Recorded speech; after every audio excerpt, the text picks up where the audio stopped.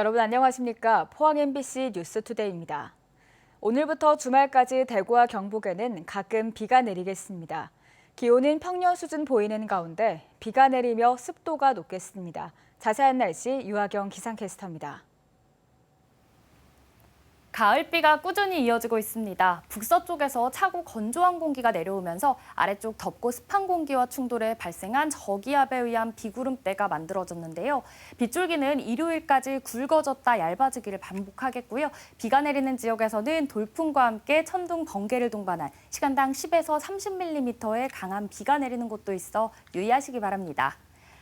내일까지 대구와 경북에 예상되는 강수량은 20에서 60mm고요. 경북 북부 내륙과 울릉도와 독도 등 많은 곳은 최대 80mm 이상 쏟아지는 곳도 있겠습니다. 오늘 저녁부터 내일 아침 사이에는 소강 상태를 보이는 곳도 많겠습니다. 한편 기온은 평년 수준 머물겠는데요. 비가 소강 상태를 보이는 지역에서는 일시적으로 기온이 조금 오르고 습도가 높아 후텁지근하게 느껴지겠습니다. 비가 그치고 다음 주에도 대체로 흐린 날이 많겠고요. 기온은 평년 수준 웃돌다 주 후반부터는 기온이 점차 내려갈 전망입니다. 날씨였습니다. 경주시가 추진하는 56m 높이의 대형 태극기 개양대 설치 예산이 의회 본회의를 통과했습니다. 태극기 개양대 설치를 두고 의원 간 찬반 논란이 이어졌고 시민단체는 개양대 설치 반대를 촉구했습니다. 임재국 기자가 보도합니다. 경주시가 황성공원에 추진하는 56m 높이의 대형 태극기 개양대, 설계비를 포함해 7억 원의 예산안을 두고 의원 간 찬반 격론이 벌어졌습니다. 대형 태극기 개양대 설치로 황성공원의 경관이 훼손될 수 있고 시민 공감대도 없이 서둘러 추진한 것은 문제가 크다는 주장이 쏟아졌습니다. 56m의 높이가 경주시 황성공원 안에서 적절한지, 그리고 800억 예산을 들여서 도서관을 준비하고 있는데 그 경관과 생각해서도 이것이 문제가 없는지. 신라 56왕과 태극기하고 무슨 연관이 있습니까? 대형 상징물을 만들려면 시민들 공감대 또 의견 수렴을 거쳐야 되는 거 아닙니까? 반면 태극기 개양대는 신라 통일의 상징성을 담고 국가 간 확립에 꼭 필요하다며 규모를 더 크게 해서 추진하자는 의견도 이어졌습니다. 676년을 기점으로 해서 어떤 상징성 있게 하실 것 같으면 대한민국에서 제일 높게 상징성을 더욱더 부각을 시켜서 우리 경주 시민들의 자긍심과 애국심이 좀 고취될 수 있도록. 우리 국민들이 정체성이 뭐겠습니까? 그 나라의 국기입니다. 개양 자체에 대해서 이러쿵저러쿵 말이 많다는 것은 과연 우리가 시의원으로서의 국가관과 애국관이 있나? 의원 간 격론 끝에 경주시의회는 태극기 개양대 설치 예산안에 대해 표결 처리했습니다. 본회의에 앞서 시민단체는 절차상 문제가 있는 태극기 개양대 설치를 반대하며 항의했습니다. 황성공원 마스터 플랜을 세우고 있는데 그 계획안이 포함이 안 돼 있거든요. 또 주민 의견 수렴 절차도 필요한데 무리하게 예산안부터 통과하는 것은 문제가 있다. 경주시는 예산이 확정됨에 따라 경관 심의 등의 절차를 거쳐 내년 초까지 황성공원에 대형 태극기 개양대를 설치할 예정입니다. MBC 뉴스 임재국입니다. 교육부가 추진하는 학교 복합시설 공모에 포항 효자중학교와 울릉 다이음터가 선정됐다고 국민의힘 김병우 국회의원이 밝혔습니다. 교육부는 학생과 주민이 함께 이용할 수 있는 교내 체육관, 수영장, 도서관 등 문화체육시설을 확충하기 위해 올해 학교 복합시설을 공모해 43개 사업을 선정했습니다. 가칭 포항 효자중학교는 체육관과 공영주차장 등이 포함돼 건립되고 울릉 다이음터는 도서관, 관광객 쉼터, 평생학습실, 돌봄교실, 공영주차장 등이 포함됩니다.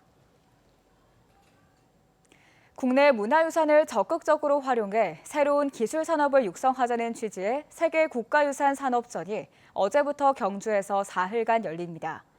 우리 문화재 활용 사업의 최신 동향은 물론 메타버스 등 최신 기술도 접할 수 있습니다. 보도에 장미쁨 기자입니다. 18세기 정조의 첫 수원 행차 모습이 담긴 화성 성묘 전배도. 박물관에서 봤다면 단순히 보기만 하고 지나쳤을 만한 그림입니다. VR 장비를 착용하면 직접 정조대왕이 되어 의례를 체험할 수 있고 보다 깊은 이해도 가능해집니다.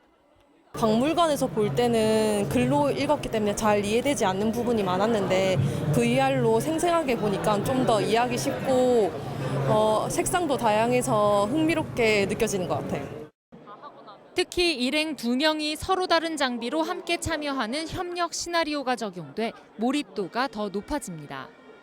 기존 VR에서는 하나의 장비만을 통해서 이 전시 콘텐츠를 즐길 수 있었다면 저희는 VR 헤드셋과 그리고 AR 태블릿 사용자 2명이 같은 시스템에 접속해서 이 그림에 대한 내용을 학습할 수 있도록 만든 새로운 전시 콘텐츠입니다. 문화재의 원형을 홀로그램으로 복원하는 연구개발 사업도 선보였습니다. 문화재 관련 3D 데이터를 입력하고 메타버스 등으로 제작하도록 돕는 3D 스캐너도 사용되고 있습니다. 정부는 문화재를 원형으로 삼아 새로운 문화 콘텐츠로 접목하고 활용하는 신기술과 신산업을 육성하고 있습니다. 이런 추세에 따라 문화재청의 명칭도 연내 국가유산청으로 변경될 예정입니다. 앞으로 이게 헤리티지 개념으로 전 세계의 문화유산과 이런 모든 것을 아우르는 그런 개념으로 보시면 되겠고요. 그 안에 디지털, 문화유산 관련 이런 산업 이런 것들이 총망라되는 그런 전시 성격으로 보시면 되겠습니다. 세계 국가유산 산업전은 오는 16일까지 사흘간 경주 하이코에서 열리며 이 기간 국가유산 분야 채용 박람회도 함께 진행됩니다. MBC 뉴스 장미쁨입니다. 경북교육청이 귀성객과 주민들의 주차 편의를 위해 추석 연휴인 오는 28일부터 10월 3일까지 학교와 교육기관 719곳의 주차장과 운동장을 개방하기로 했습니다. 이번에 개방하는 주차장은 공유 누리앱과 민간 포털에서 무료 주차장을 검색하거나 경북교육청 홈페이지에서 확인할 수 있습니다. 경북교육청은 긴급 상황 발생에 대비해 비상 연락처를 남겨줄 것과 쓰레기 투기 등을 삼가줄 것을 당부했습니다. 최근 학계의 관심은 지구온난화의 주범인 탄소를 줄이는 연구에 쏠려 있는데요. 동해안에 서식하고 있는 해조류가 탄소 중립 실천을 위한 귀한 자원으로 주목받고 있습니다. 미역과 다시마 등 바다에 널려 있는 해조류가 탄소 중립 달성에 어떤 역할을 하는 걸까요? 이규설 기자가 취재했습니다. 최신 장비를 이용해 바닷속 해조류의 탄소 흡수량을 측정하는 장면입니다. 조사를 통해 포항 오도리 앞바다 47헥타르의 바다숲에서 연간 93톤의 탄소를 흡수한다는 사실이 확인됐습니다. 김, 미역, 다시마 등 해조류가 산소를 내뿜고 이산화탄소를 흡수하는 양을 정확히 알 수 있는 겁니다. 드론이나 촬영 기술 혹은 인공위성까지도 이용해서 그 양을 측정하고 계량을 하고 또 얼마나 확대되어 있는지 이런 걸 분석을 하는 편입니다, 요즘은. 이런 연구를 하는 이유는 해조류가 탄소를 얼마나 흡수하는지 알아야 기후변화에 관한 정부 간 협의체 IPCC로부터 탄소 배출권을 인정받을 수 있기 때문입니다. IPCC는 맹그로브 숲과 바닷물이 드나드는 갯벌인 염습지, 잘피숲에 대해선 탄소 배출권을 인정했지만 다른 해조류는 탄소 흡수원으로 공식 인증하지 않고 있습니다. 국제기구로부터 공식 인증을 받는다면 우리나라에 서식하는 해조류들이 탄소 중립에 기여할 수 있는 길이 열리게 되는 겁니다. 해조류 등 연안 생태계와 퇴적물이 흡수한 탄소를 육상 생태계와 구분해 블루카본이라 부릅니다. 이 블루카본의 탄소 배출권 인증을 추진하는 공식 모임이 포항에서 결성됐습니다. 경북대는 사우디아라비아 까를로스 두아르테 교수 등 세계적인 석학들과 포항에서 협의체를 구성해 해조류의 탄소 배출권 인증 및 자원 확대를 위해 함께 노력하기로 했습니다. 그 나무숲 말고도 우리 바다에 있는 해종숲이 블루카본이라는 개념으로 엄청나게 탄소를 흡수한다는 게 이제 국제적으로 많은 증명이 되고 있고 그걸 학술적으로 세계적으로 인정받기 위해서 지금 노력하고 있는 그런 단계입니다. 바닷숲을 잘 가꾸면 해조류 총량이 늘어나고 그에 비례해 탄소 흡수량도 증가합니다. 우리나라는 미역과 김 양식 기술 그리고 해중림 조성에 있어 세계적인 기술을 가지고 있습니다. 탄소 중립 실천을 위한 자원으로 해조류가 주목받으면서 우리나라의 역할이 중요해질 것으로 보입니다. MBC 뉴스 이규설입니다. 남부지방산림청은 다음 달 31일까지 가을철 산림내 불법행위 집중단속 기간을 운영합니다. 본격적인 임산물 수확기를 맞아 전문 채취꾼과 등산객의 무분별한 채취 행위, 산림지역에서 불을 피우거나 불을 가지고 들어가는 행위, 흡연 행위 등을 단속할 계획입니다.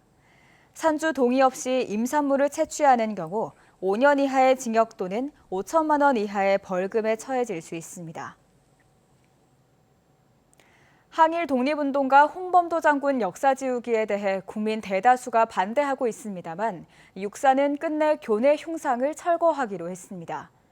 심지어 홍범도 장군 이름을 딴 잠수함과 도로명까지 바꾸려는 움직임도 있는데요. 대구에서도 홍범도 장군 역사 지우기를 멈추라는 목소리가 이어지고 있습니다. 손은민 기자가 보도합니다. 대구의 대표적 항일단체인 신간회의 거점이었고 일제강점기 독립운동 지도자들이 모였던 곳 대구 양령시 교남 YMCA입니다. 이곳에 역사를 연구하는 교수와 시민사회 활동가 등 수십 명이 모였습니다. 육군사관학교가 홍범도 장군의 흉상을 끝내 교내에서 철거하기로 하고 국방부는 청사 앞에 있는 흉상 이전을 검토하자 이렇게 모인 겁니다. 학문적 차원의 역사 왜곡과 민족사적 차원에서의 국군과 육군사관학교 정통성과 정체성 훼손에 대하여 비분관계하면서 육사와 국방부는 홍범도 장군의 소련 공산당 활동 이력과 독립군 수백 명이 희생된 1921년 자유시 참변 연루 의혹을 문제 삼았습니다.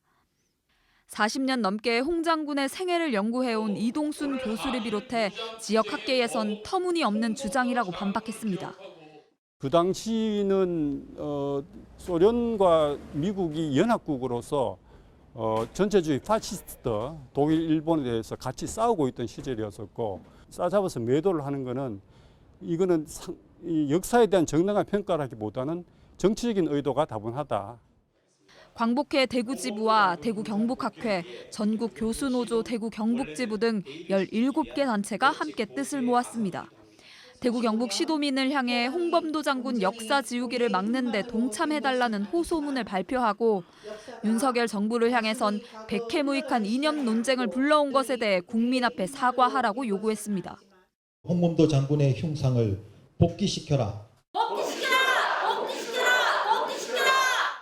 홍범도 장군은 독립군 최대 승전으로 기록되는 봉오동 전투와 청산리 전투를 이끌었습니다. 잃어버린 조국을 되찾기 위해 자신은 물론 가족의 목숨마저 아끼지 않았습니다. 광복 78년 때 아닌 이념 논쟁에 독립 영웅의 독립전쟁은 아직 끝나지 않았습니다. MBC 뉴스 손은민입니다. 국립농산물품질관리원은 본격적인 수확기를 맞아 묵은 쌀을 햅쌀로 둔갑하는 행위가 있을 것으로 보고 오늘 18일부터 12월 1일까지 양곡 표시 특별 단속을 진행합니다. 양곡 가공업체, 단체 급식 납품업체, 공단 주변 집단 급식소, 학교 급식업체 등을 중점 조사하며 인터넷 쇼핑몰도 모니터링합니다. 쌀의 생산연도, 원산지, 도정 일자 등을 거짓으로 표시한 업체는 양곡관리법에 따라 형사처벌을 받고 미표시한 경우 200만 원 이하의 과태료 처분을 받습니다.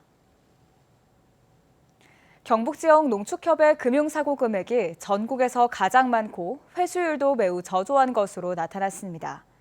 국회 농림축산식품해양수산위원회 정희용 의원이 농협중앙회로부터 농축협 금융사고 현황 자료를 받아 분석한 결과 최근 5년간 횡령 등 금융사고에는 1,294억 원에 달했고 회수율은 15%에 그쳤습니다. 경북은 사고 금액이 461억 원으로 전국에서 가장 많았고 회수율도 전국 평균 15%의 절반 수준인 7%에 불과했습니다. 한국국학진흥원은 최근 영주와 영덕 세 곳의 종가에서 보관되어 오던 유물 3천여 점을 인수했다고 밝혔습니다.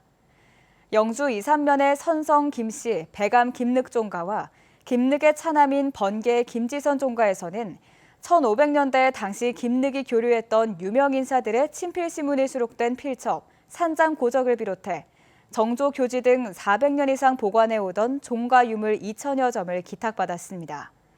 또 영덕의 재령 이씨 존재 이휘일 종가에서는 명서함 현판을 비롯해 천여 점의 국학 자료를 기탁받았습니다. 특히 존재종과는 이번까지 10여 년에 걸쳐 4차례 2천여 점의 자료를 기탁했습니다.